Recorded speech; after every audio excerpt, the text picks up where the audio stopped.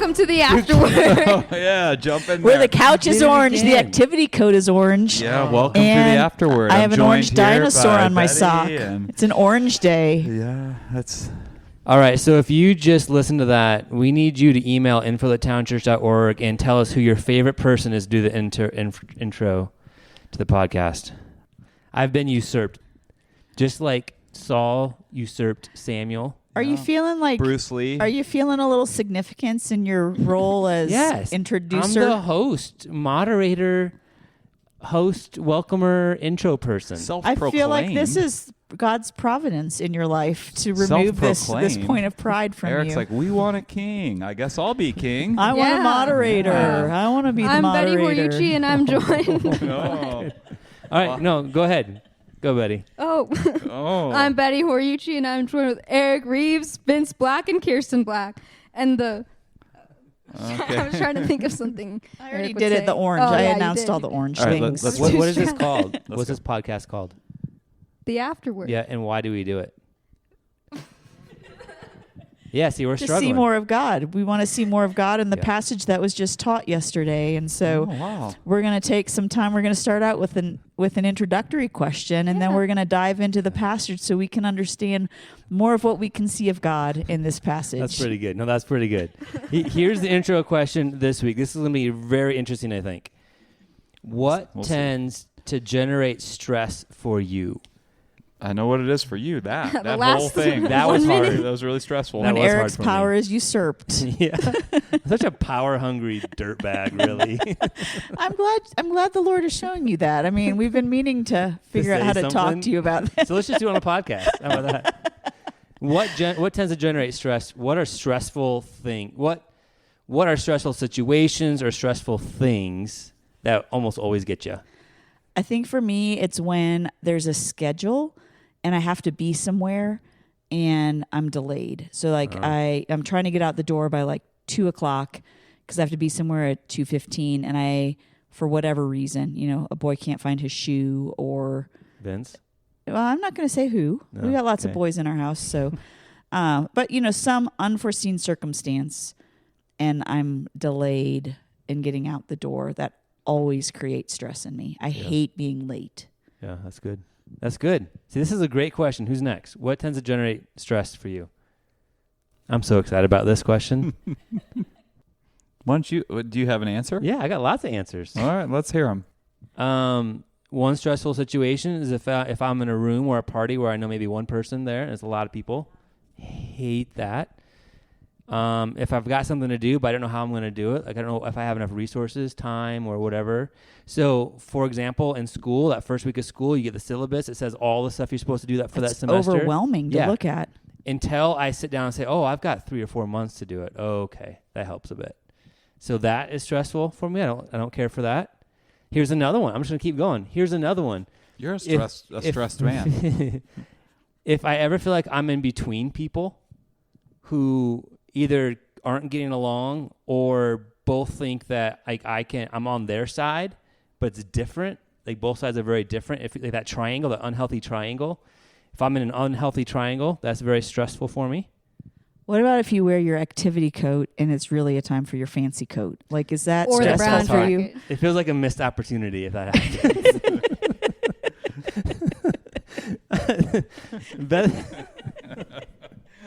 Bethany, Betty, what tends to generate stress for you? Driving in the snow. Yeah. I always get really stressed.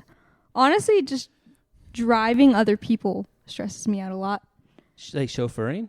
Yeah. Miss Daisy. So you are not going to be an Uber driver, is what I'm hearing. Probably should not be. Okay. I also feel like, according to my friends, it's just kind of an adventure when I drive. Not because I'm wild, but I feel like my commentary is just kind of a lot. So maybe that would either be really good or really bad for an Uber. Wait. So you talk like other drivers, or while you're driving, or what do you mean commentary? I like scream a lot. You scream a lot while you drive. A lot. I feel like I just make noises, or I'm always like, oh, shoot, I don't know where I am right now, or things like that. So you kind of narrate what's going on Yeah. in your And does head. it matter if people are in the car or not in the car? Nope. Yeah. You do that It kind anyway. of depends on who's with me, though. I also feel like this isn't really a healthy one. All forms of conflict or things that look like conflict stress me out. Yeah. One time we had a debate my sophomore year of high school in class, and I had to leave because I was crying, and it wasn't even a heavy debate, but I just started to get stressed. Yeah, I want to know the topic. It was like something about the war on drugs. The band? The band? Not the band. I don't remember the whole thing, but I just remember one person was getting heated on the other side. Because they I kind of started to. They wanted drugs. They might have, actually. I think they were on the pro side. And then I had to leave the room. Got too much. Yeah, it wasn't great. We'll try not to do that here on this podcast. Great. Okay. I'm just going to transition because we've done What a lot about of... Vince? Oh, man. Oh, Yeah. This is why someone else should take over the podcast. I shouldn't be the host anymore. Vince, what tends to generate stress for you? Any sort of plan or schedule.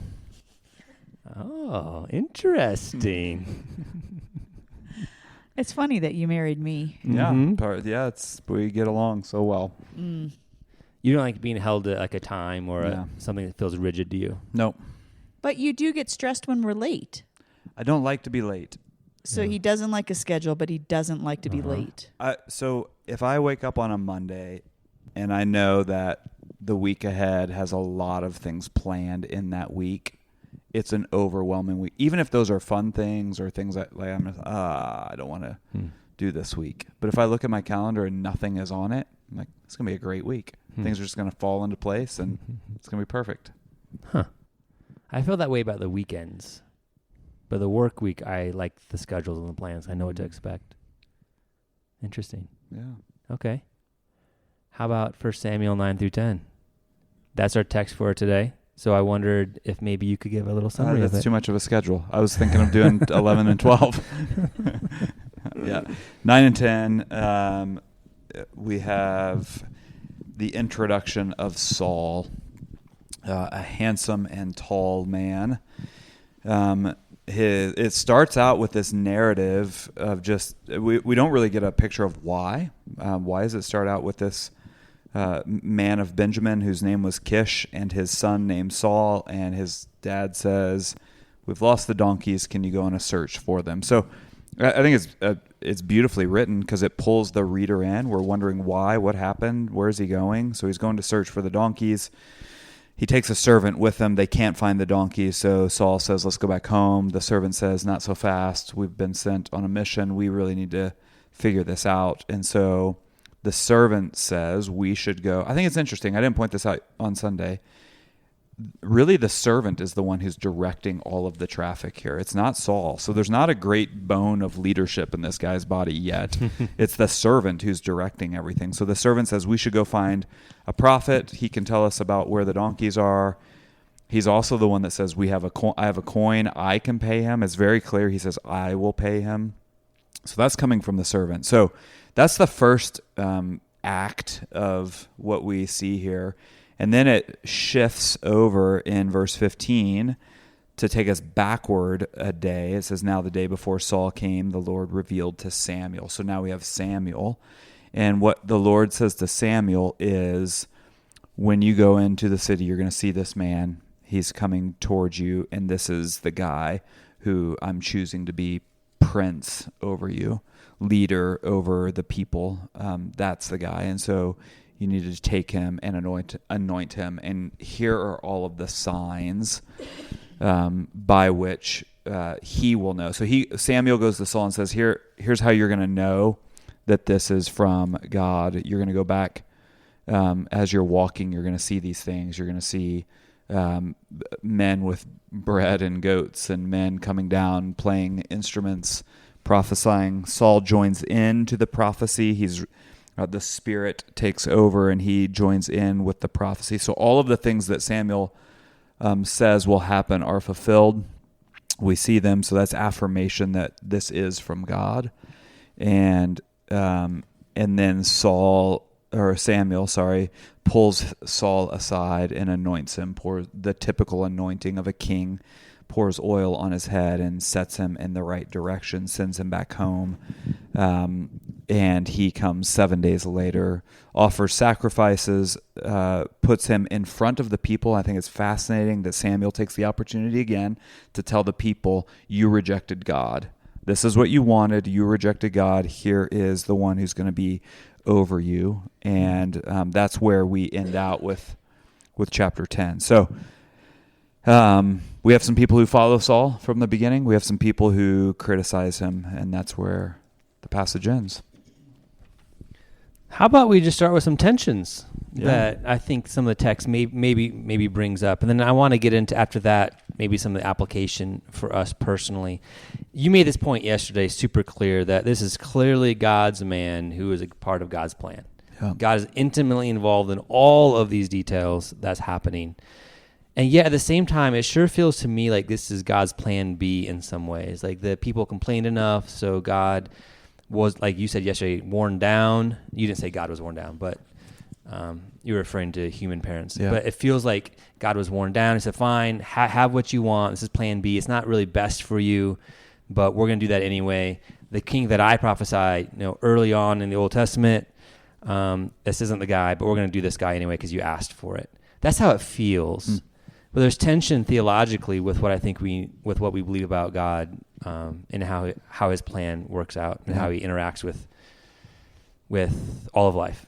Help me with that. How is this not God's plan B here with Saul? All right. Anybody? I just have questions for your question. All right, let's do it. Question for a question. Do you think God's? Do you think the way things work out are God's plan B ever? I never think there's a plan B, but it feels kind of like it. Like if on just first reading, it seems like, oh yeah, people complained enough. God gave them what they complained about. It wasn't great, but then he'll get on to his plan A later. Well, we were talking earlier in Genesis 49:10. Jacob is giving kind of his final blessing to his sons, and he says, The scepter shall not depart from Judah, nor the ruler's staff from between his feet. And so I think what he's saying there is that the kingship is going to come, the appointed kingship from God is going to come from the tribe of Judah. And we see that Saul is from the tribe of Benjamin. And so that's not the king that was necessarily prophesied about in Genesis. So it was his plan B. God's thrown off. It does feel that way a little bit. I know theologically that can't be true, but it does feel that way a little bit. I just wonder if it's that I'm just going to be talking out loud. That's how we always talk. No, I talk in my head a lot. Okay. Flush it out. Flush it. I'm going to flush it out. I wonder if it's that God had a plan from the very beginning, and the people were impatient for God's plan.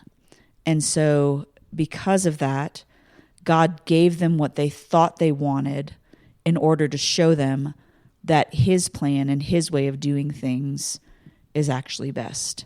And so even though the people's desire and expectation of what God was going to provide was good and right, their timing and expectation of God's timing was wrong, and their demanding that God do things according to their timing was wrong. And so God gave them what they wanted in order to show them actually my way is the best way. And in part because if David was the king that God had appointed, which he was, at this point he's not ready. There was no rushing the readiness of David. He was young. I don't know how many years it was between here and when David became king, but when David became king, he was under 20 when the battle against Goliath happened. And so he was young and unprepared. So I wonder if it was just right desire, wrong timing. Can I summarize to say what seems like God's plan B is absolutely his plan A? Please. There it is. That's my summary. We have Saul clearly chosen by God. Those details are all over the story. Yet Saul's the same one who's hiding in the baggage. Yeah. He's the one that is being directed by his servant through finding the donkeys and all of that. We know all that has been ordained by God, and yet at the same time, Saul is not the guy inwardly. Outwardly looks like it. Inwardly clearly is not the guy. So why in the world does God choose Saul? It seems like it's completely outside of what his big plan is for the redemption of humanity. Don't we see that, though, all over Scripture? That the person who we would choose is not often the person God chooses. I mean, we see it all over. I just think, like, we see Saul. David is a young... I mean, even Jesse goes through all of his sons before we get to David. Oh, yeah. Oh, that's right. I forgot I have this other one. I don't know where he is. But we see that over and over, that the people we would expect to be the guy or the gal is not often the person that God would choose. We see that in his disciples. You got a group of fishermen and tax collectors and people who are not going to get along, probably. Those are the guys Jesus chooses, and on and on. Jesus himself. Yeah. I mean, you see that from humanity's perspective, that he came humble and lowly, and not as like this conquering king, but as weak. Yeah, and so maybe that's not trying to rearrange your questions, but I wonder if that's a better question to think about before we even get to this. Is like, it's not God's plan B. Why is it that God's plan A often feels it's not the way we would have chosen the plan A? There, I turn the question back on you, Eric. I mean, could it be that the reason God gave them a king like Saul first was because he gave them what they thought they wanted first, and they were able to see what a disaster it was. And so even in that, God was preparing their hearts to be able to follow a king in a way that God would want them to follow a king.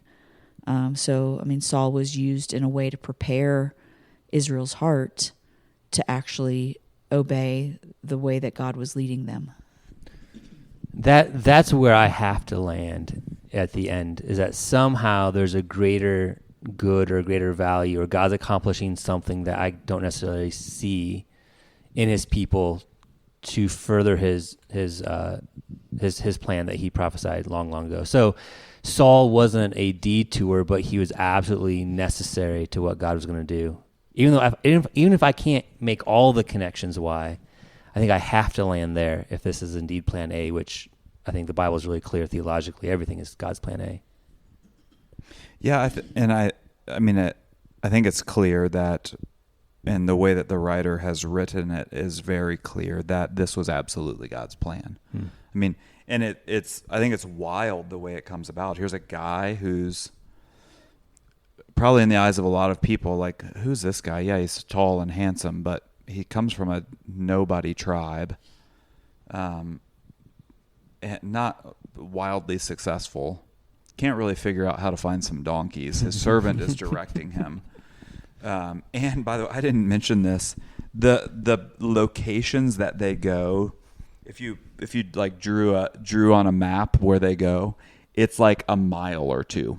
So it's not like they're out searching miles and miles of land. Like, can't find it. It'd be like in your backyard. You can't find your donkeys. There's not great perseverance on this guy's part. Yep. So, but, back up a day, God is having conversations with Samuel. Here's the guy. So all this is going on while God is having conversations with Samuel about this guy who he wants to be the first king or the first leader of the people. And I think we as the reader we're let in on the behind the scenes stuff that most people would want to hide about the character of this guy. Yeah. Well, and the fact that Saul didn't even know who Samuel was. Like, he was the prophet to Israel. He was the most renowned spiritual leader in the entire country. And Saul was like, who? Yeah. I don't know who that is. And it was his servant that led him to the prophet. And I don't know, it's not really related, but it reminded me a little bit of Naaman, that God often uses servants to point these leaders to who he is. So again, in that idea of he uses these unknown, unnamed, weak people to point leaders to himself. That should be the encouragement to all of us and to our listener. You, unnamed, unknown, less than people, God could use you. Well, seriously, because it's really confusing from our perspective. Yeah. Makes no sense why he chose Saul and all the things that we're let in on in the text. But to your point, Vince, there's lots of places in Scripture where it doesn't really make sense. It's confusing. Why would Jesus pick a bunch of uneducated fishermen and tax collectors? Yeah. Right? Why would Moses be chosen? He's raised in the palace as an Egyptian. Like all the stories. Like even Adam, like this guy who's created perfectly in a place where sin does not yet exist. Like how does all this happen? Is confusing as we start to think about God's plan in a messed up world that I can't see all the divine perspective on everything. Yeah. I only have my limited perspective, but maybe that's part of the point. Like to realize my perspective is indeed limited. Yeah. I don't want to take us down some rabbit trail, so cut me off whenever you need to. But having these conversations gives me a little bit of hope about our current political state. That God has a plan. There's nothing that throws him off. There's nothing that can hinder God's plan. Mm-hmm. There's nothing that can sideswipe it or rearrange the plan that God has for us. Not even fill in the blank political leader. So I think as we head into a year of, all the debates and all the back and forth about political leaders, it's good for us to be wise and consider who is it that we're voting for and all of that. But can we all take a step backwards and just say, and also God's over all of this? Yes, God is still accomplishing his plan in the midst of all of it. Yeah, that doesn't take away our responsibility. It doesn't take away all the wisdom we need to have, but we can rest in the fact that God is accomplishing his plan, sometimes through people we wouldn't choose, sometimes through people we would choose, and it's the wrong choice. That's good. I was listening to a podcast this week. Another one. There are other ones, believe it or not. Really? I thought we had the corner on this. We invented podcast. I thought we did this. Yeah. Ray Ortlund was talking. And his perspective on history was there are times where the church really thrives and you can sense the Spirit move. And it's a beautiful. And then there's times that are really dark and really painful. And his perspective was the times that are really painful and confusing, that's just God preparing for the next time where where the church is going to be thriving in really healthy ways. And so that, I think, gets to what we're saying. Like God is actively at work, even now with all the confusing things, whether it's politics or something else. Yeah. God is actively accomplishing his plan A in the midst of all of it. Yeah, and I think we see that when God's timing is right, there's grace that comes with it. Like we don't need to manipulate circumstances. We don't need to try to win things into our favor in order to make it happen. Like a lot of the times when it is God's timing, there's this grace that goes before us that plans the way. And so I think it is a question we need to wrestle with, is if we have this desire that we feel like God, like the Israelites wanted a king. And if we have a desire for something, not a king, but if it's really a difficult road to get there and doors keep closing, is it a right time to ask, is this the timing that God has? Like it may be that your desire is right, but it may be that God's timing is not your timing. And so surrendering that and saying, Lord, I feel like you've put this on my heart, but it may not be your timing. And it may be through a different source. It may be that Saul is going to be king rather than, somebody that I think it should be. So maybe God's going to accomplish that through somebody else. Yeah. I just have a different question. We can keep it brief, especially because I actually think you might have said this in the sermon yesterday, so maybe don't answer it now. But I think I wrestle with, why did they cast lots when they brought all the people together? And I know this was talked about, but I just don't remember what you said. It was a typical way that the people often used, and I would say God directed the use of something the people were doing to show them very clearly that he was in that. We also see it in the New Testament. They cast lots for the next disciples. Now, again, I wouldn't say, therefore, that's a great way to make decisions currently, but there was something about the way in which God worked then that was an acceptable practice, and he worked through it, worked in it. And so I think it's another piece of showing, yeah, God was in this. Because think about it this way. It could have happened that God had this conversation with Samuel. Samuel, this is going to be the guy. Here he is. It's Saul. They walk into town. It's very clear. All of the affirmation that Samuel puts in front of Saul about what he's going to see, and the men with bread and the goats and all of that, it all works out. And he says, in 7 days I'm going to come and to your people and anoint you. What if when he got there they threw the dice, or however that worked out, they threw the dice and it landed on someone else? That absolutely could have happened. But so I think it shows, no, God was directing all of it from the very beginning, because it landed on the tribe, it landed on the clan, so his family, it landed on the person. We can't just say, wow, that's coincidental. God was behind all of that, using it. So, did that get at your question? Yes. So everybody go buy some dice and start making your big decisions based on that. Well, I think even in the small details, we see that God was providing for Saul. He met these people on the road that had the 3 loaves of bread and a skin of wine and 3 goats. And he says, and they will greet you and give you 2 loaves of bread, which you shall accept from their hand. And when you look back to verse 4 in chapter 9, like they were out of bread. He said, we don't have any bread. We don't have any bread. And so God provided him exactly what he needed for his journey back. And so there's just these kindnesses and these mercies along the way of God saying, Saul, this is what I'm calling you to do.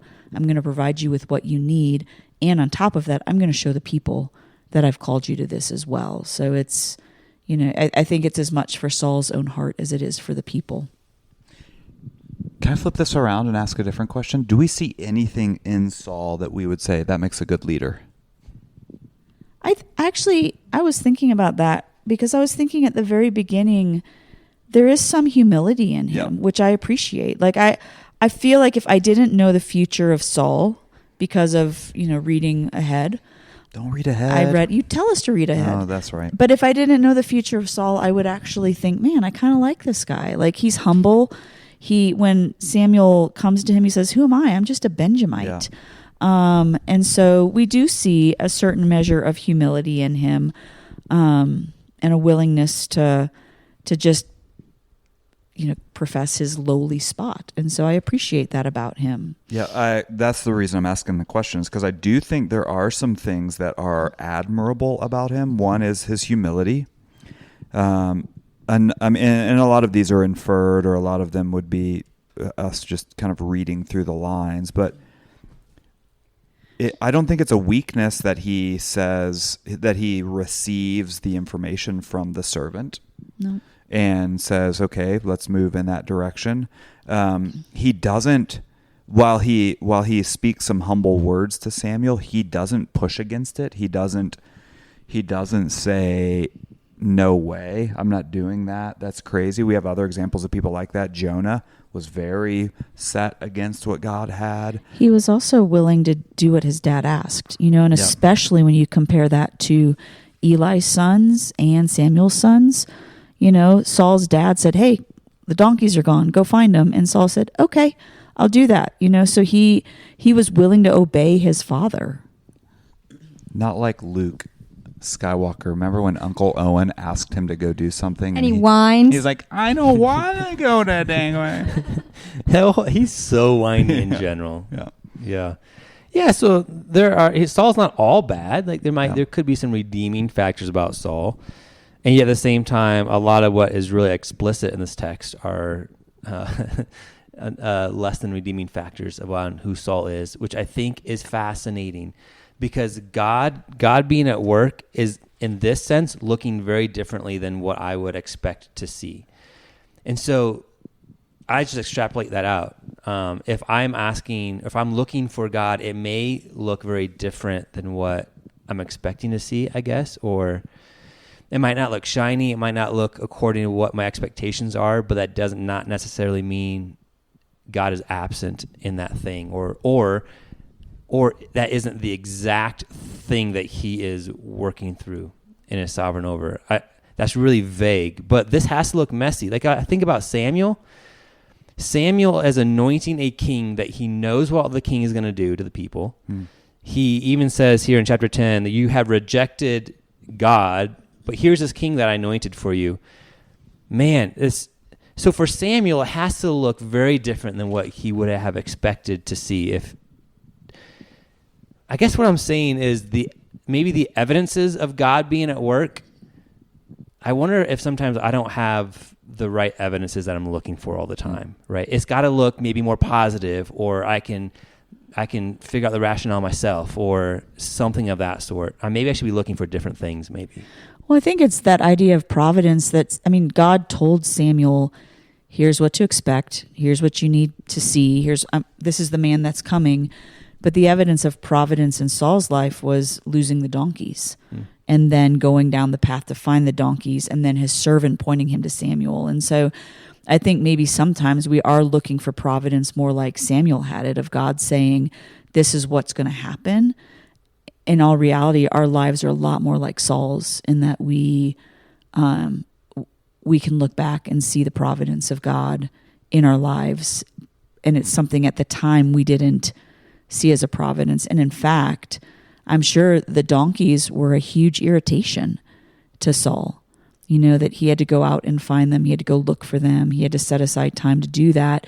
And yet the irritation of the lost donkeys was actually God's invitation to him into his plan. And so how often do we see those irritations in our lives as God's providence rather than just irritations? It really pushes on the concept of trust, I think, again. Like Samuel had to have a trust in the God who's leading him in order to do this whole king thing. Yeah. We see that several times, I think, in Samuel's life. I think it also points out... Sorry, do you want to move? No, go ahead. I was going to do another question, so go ahead. Well, I think it points out the... I don't know what word to use. The blindness of the people in general, that they wanted so badly to have a king, even though they were told in the speech from Samuel at the end, you rejected God. You wanted a king, so let's do this. And they can't find him. And he's hiding in the luggage room. So, yeah. But what is the very next words out of their mouth are, long live the king. Like that, they don't care. It's not, it just shows the blindness and maybe the lack of trust in God. We don't care, God. We don't, like, this is what we want. Leave us alone. Here it is. This is our guy. He's our king. Are we that much different, though? I mean, I think there's times that we set our mind to thinking, this is what God told them, I'm going to give you a king. I mean, Deuteronomy 17 last week, in Genesis 49, we see there's a king coming. And so they've set their mind like, God's going to give us a king. So now we are going to decide that now is the time. But how different are we? Like, we decide this is what God has for me, or this is what I want. This is a good desire. And so now I'm going to make the way for that to happen because this must be from God. And yet I think oftentimes we get so blinded by us thinking that we know what God has for us that we try to force a way to it rather than saying, wait, no, God, impose your timing on this. I need you to impose your timing because I will step in and ruin everything. Yeah, I assume what God wants, right? Man, I think I do that all the time. That's one of the things that pushed on me in this text as you're going through it yesterday, Vince, was thinking through my life and the things I wish were not a part of my life, different tensions or conflicts or something, but then slowing down to think, well, God is in the middle of all of that, right? He's shaping me. He's accomplishing his purposes even in the middle of that. And so in a sense, to try to rid my life of that is maybe to try to rid my life of something that God is using in a greater scale. I just can't necessarily see it all. Yeah, it makes me consider. Kirsten, you mentioned something that I want to ask a question to all of us in this. Are there times that you can look back in your life and you can see that God was clearly involved intimately in the details to prepare you or for something later that then made sense? You know, the whole hindsight thing.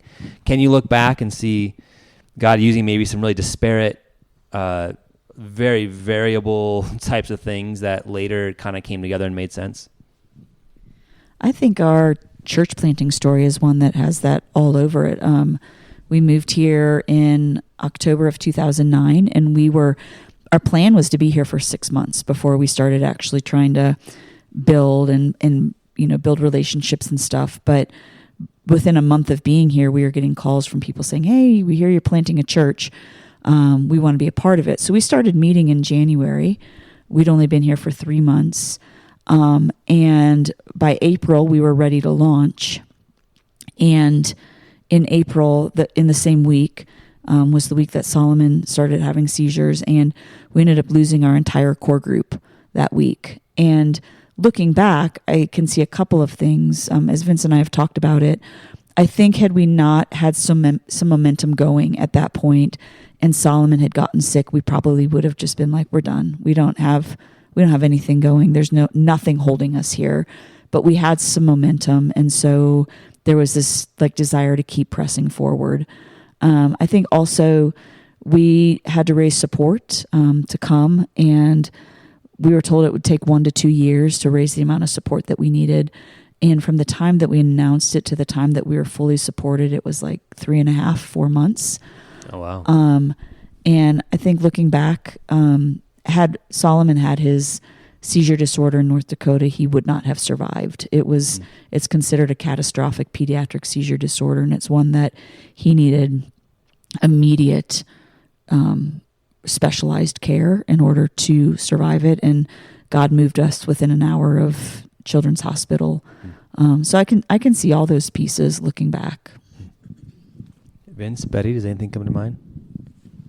I think I've talked about this before, but even getting this job, just really see the Lord's providence and his timing within it, because if it had been up to me, I would have wanted a job that I loved immediately and had that figured out right upon, not even before graduation.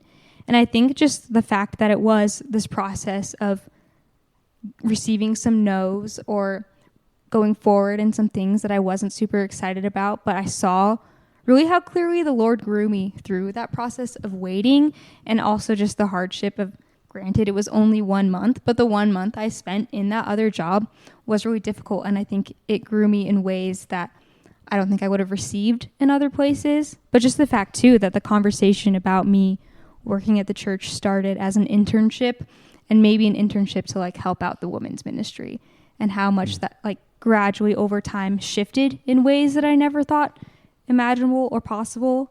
And then how it's also just shifted the trajectory for the next year or two in my life as well, just because of the Lord's patience in the process, and then providing all of the necessary steps as I move forward. But yeah, I think that this morning I subbed at that old school. Did you really? Yes. But I think it just made me all the more grateful to be where I am right now. You don't have any desire to be a teacher there? Can't say that I do. All right, that's fine. That's an answer, right? That's a door that's closed. Do you have anything, Eric? Yeah, there's several. One comes to mind, though. I spent some time at UPS in management, and one of the areas that I managed was, I think, 90% female, which is a totally different sort of environment, especially as a male, to manage. It's just totally different. But I think I learned a lot there, and I didn't know at the time, but the job that I took that brought us to Fort Collins was in a nonprofit that was predominantly female as well. And so I had some experience, or at least some comfort level, of working in an environment like that. So looking back at that time, I kind of see, okay, that makes a little bit of sense in the management stuff, which I just kind of fell into. It's not I don't see myself really as a manager, but I fell into, but that helped us to move to Fort Collins. And then some of that transfers over to the church as well. It's a different perspective. But it's not something that I necessarily chose. It seems like it was God preparing for next steps. Yeah. Anything come to mind for you? I think there are lots of things. I was trying to think of something specific that comes to mind. There are a lot of ways I look back and think, oh, that's what God was doing. Yeah. Some simple examples but I do see it. I never wanted to be a preacher. That wasn't anything I set out to do. In fact, I was going to school initially, graduate school, and going on to get my PhD to write and maybe be a professor, just because I knew I could teach and then go hide in an office. I had a friend, when we were working through the preaching class that we had, we decided if we could figure out a way to just write sermons and then give them to people to deliver. Little did we know that's now a thing where you can do that. But that was our thought. Like, it wasn't a desire. So this is going somewhere, by the way. In all of that process, and a lot of that, by the way, was that I didn't like to be up front. I didn't like to be the person that people were looking to. I was nervous. And I got a job with Starbucks and worked at Starbucks, and I learned a ton in Starbucks about how to be interactive with people, how to I moved into management with Starbucks, and so they trained me a lot in what it looked like to manage people and to be with people and to train people. They put me through a whole series where I taught classes on coffee. For years I did that, and so it just sort of shaped me. I've often thought about writing a book called What Starbucks Taught Me About Ministry, and They Didn't Even Know It. Something like that. Thanks, Howard Schultz. Yeah, thank you, Howard Schultz. But yeah, so I look back at that and think, wow, something that I would have never thought actually prepared me for something that I never wanted to do, but it helped in that process. Yeah. And that's still happening. Like, maybe 10 years from now, we'll look back on now and see, I see more pieces of how they connect together. I think that's really encouraging, because whatever it is our listener is going through or that we're going through currently, like, God is intimately involved in all of it, still furthering what his plan A is in our lives.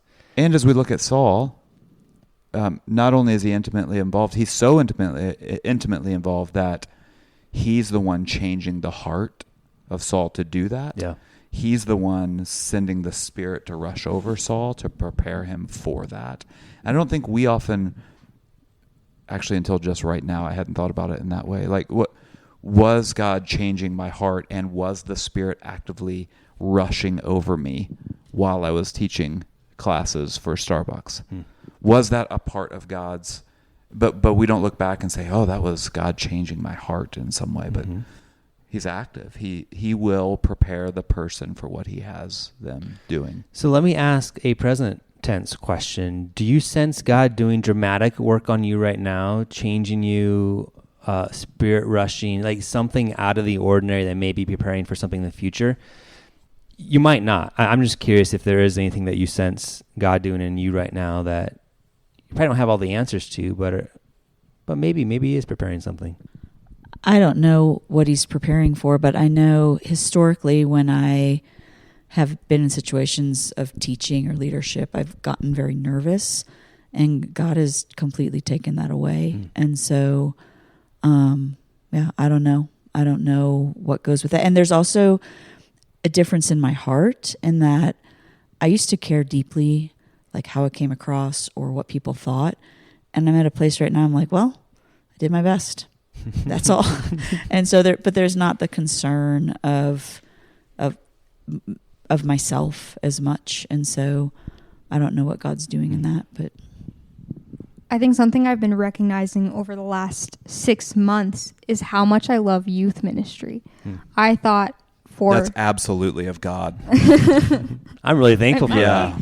But I think I was so set all through college on college ministry or nothing, like that kind of outlook. And I do love, obviously, the college ministry side of this, but I didn't think I'd really feel drawn to the youth side as much as I am. And there's just something about that was super unexpected and has made me really desire to stick with it even longer too, because my heart has changed a lot in it. And even in the last couple of years, I didn't enjoy the youth ministry that much when I first started, and then just saw how God was working in that last year to really grow my heart in that. And then in kind of holding the two ministries, seeing how much I love that side of it too. That's good. Affirmation for both of you. You do a really good job with youth. Thank you. No, seriously, you do. Our boys really love being around you. You do a great job. That's I can true. see it in you, and you have done a great job in the different speaking things that you've had to do as well. So I think not only is it there's some that you sense some affirmation in the delight that it brings or the desire, but there's affirmation, I think, from the outside too, that people see it. Yeah, and both of you mentioned heart things that God has either grown in you or changed in you, and we see that, I think, here in Saul as well. There's some heart. I don't know exactly what it was that God changed in Saul. It says it changed him to be a new man. So maybe everything. Yeah, I want that.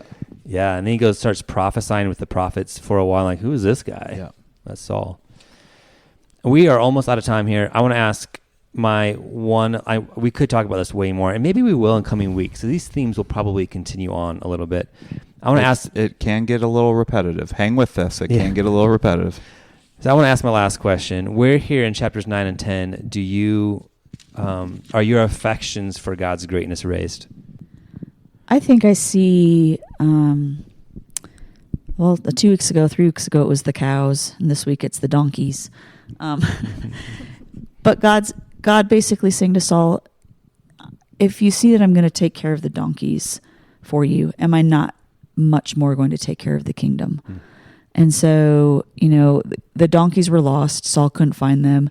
Samuel tells him, hey, they're found. And then the first people that he encounters says, by the way, the donkeys are taken care of. And so God is reassuring him of the small mission that he went out on is taken care of. And so just realizing that God's in the details, and God is going to give us affirmation for the things that we're concerned about. And he's concerned about them too. He cares about us. And so he could have not told Saul about the donkeys, and Saul could have been distracted and concerned, but God gave him reassurance of, hey, I've got the donkeys. And so I think it's just that ongoing reassurance of, I've got the small things and the big things taken care of. Because for Saul, it was never, ever really about the donkeys from God's perspective. Yeah, from God. But for Saul, it was only about the donkeys. Yeah, that's right. That's right. Yeah. I think for me, I've mentioned it a couple times already, the way these two chapters are written highlights the thing that draws my affections to God, that I'm living what I see as just a normal, pretty boring life. But God is behind the scenes working out so many things to pull together exactly where he wants me and others to be going. So this passage is written that way, that here's Saul on his donkey search, but behind the scenes, God is having this conversation with Samuel about what's coming. For me, that draws me in to want to be near God because he's got all of that in his hand. Yeah, it's good. Just the fact that God does transform and equip us and give us a new heart, both in like the reality of when we're saved, like how he like turns our hearts of stone to hearts of flesh and puts his spirit within us, and we see that transformation in our own lives. We were kind of talking about that a lot at the college study last night, and just seeing like how God really does equip and prepare and transform us to live for him and for his glory in ways that we can't do on our own or can't muster up on our own. But then even in what we were just talking about, in like the things within our lives, how he's changing our hearts and equipping us for, whatever may be next, different opportunities, different things in our lives. Well, I think too, just remembering in all of that, like we see Saul, who is called to something great. He was called to be the first king of Israel, and yet his servant was faithful and served him well in the role that God had given him. And God used his servant to lead Saul to Samuel. And so wherever we're serving, wherever we're called, God is going to use us in those spaces. And it may not be something huge. It may not be this life-changing role like Saul had, but we can certainly pray for and lead and support people faithfully. And we don't know how God's going to use that. Yeah, and in all of it, God's trustworthy. In all the little stuff that we see all in these chapters to the big stuff that we also see in these chapters, God is absolutely trustworthy because he's over all of it. That's mine that increases my affections for our good God. He's trustworthy in everything, which means I can surrender and hold things with an open hand, which has been my theme so far throughout all this book. Hopefully we'll continue. It's good. Well, thanks for listening, everyone. Okay, you're usurping again. Yeah. Betty, you did a great job hosting today. No. I really appreciate Prepare with 1 Samuel 11 and 12 for next week. That's good. You know what? I think you have done if we win any awards for this podcast, it's going to be this episode because you did such a great job of hosting. And I'll write a nice description for it. Thank you. too. Oh, you will. You always do. Thank you. Have a great week. We love you. Yeah. Bye. Bye. No.